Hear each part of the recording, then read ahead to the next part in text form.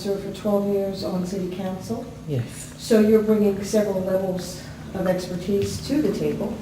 And that said, I'd like to ask you, what do you feel is the most critical issue facing Trenton, and how would you effectively address this issue as the next mayor?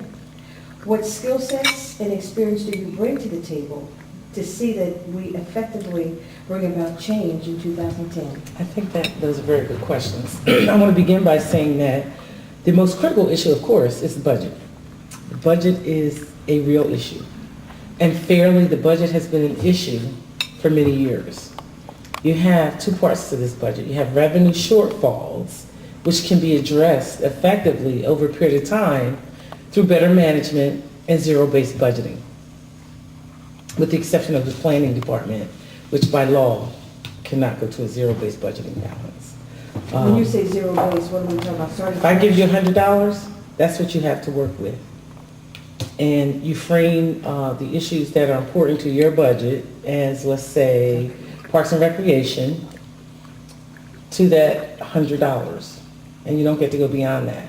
See, what happens right now is they may have a budget of, let's say, 1.2 million, and they'll spend beyond it. And they have.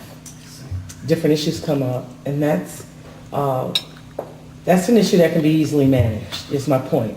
A structural deficit, which has been in place since the beginning of my time and beyond, I'm sure, wouldn't change even if the economy came up to 100%. And the budget is structural in nature for a number of reasons. We start out with a deficit. Typically, when you're balancing your budget, you may get to a situation where you're a little short in some areas. We start out with a deficit. And the issue is we've always depended on the state beyond capital city aid to rescue us.